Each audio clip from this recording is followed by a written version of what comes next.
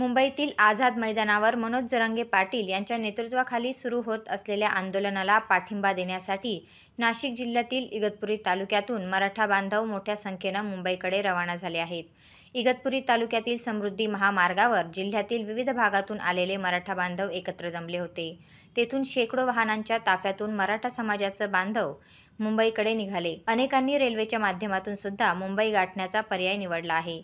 या आंदोलनाला भव्य समर्थन मिळावे यासाठी नाशिक जिल्ह्यातून रसद सामग्री, अन्नधान्य, पिण्याचे पाणी यांची मोठ्या प्रमाणावर व्यवस्था करण्यात आली आहे.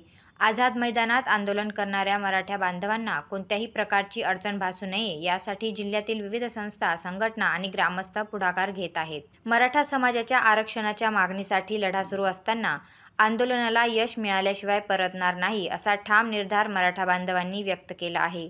आम्ही आरक्षणाचा गुलाल घेऊनच परत येऊ असा विश्वास मराठा आंदोलकांनी व्यक्त केला असून नाशिक जिल्ह्यातील इगतपुरीपासून मुंबईकडे जाणाऱ्या या प्रचंड लाटेमुळे समृद्धी महामार्गावर उत्साह आणि जोशाचं वातावरण पाहायला मिळालं.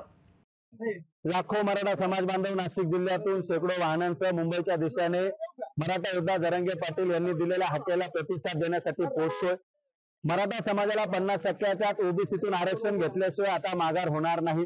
मराठा समाजाने सरकारकडे संविधानिक आरक्षण मागितलेलं आहे. सरकारने जे आम्हाला आरक्षण दिले ते आरक्षण कायद्यात टिकणार नाही, ते सर्वोच्च न्यायालयात टिकू शकत नाही. त्यामुळे 50% आत ओबीसीतून आरक्षण द्या, नाही देते तर 50% मर्यादा वाढवा, पण आरक्षण ओबीसीतूनच लागेल ही भूमिका मराठा समाजाने घेतलेली असून त्या ठिकाणी आम्ही ते आरक्षण घेतल्याशिवाय आता मुंबईहून परत नाशिकला परतणार नाही हा ठाम निर्धार मराठा सकल समाजाने या ठिकाणी केलेला आहे.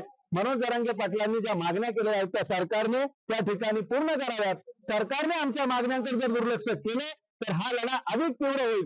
मुंबईतून जरांगे पाटलांनी जो आव्हान केलेलं आहे त्या आव्हानाला प्रतिसाद देत लाखो मराठा समाज बांधव मुंबईच्या दिशेने निघालेले आहेत. सरकारला हे मराठे मुंबई सांभाळणं अशक्य आहे, कारण मराठ्यांना कोणीच सांभाळू शकत नाही. ज्या पद्धतीने पावसाचा अंदाज लावता येत नाही त्याच पद्धतीने मराठा समाजाचा अंदाज सरकार लावू शकत नाही. अरे लाखोच्या गाड्या लोक काय मोजतात, त्यापेक्षा मुंबईची परिस्थिती बिकट करण्यापेक्षा आमचे प्रश्न सोडून मुंबईकरांना सुरक्षित करा हीच मागणी आज आम्ही नाशिकच्या वतीने करतो.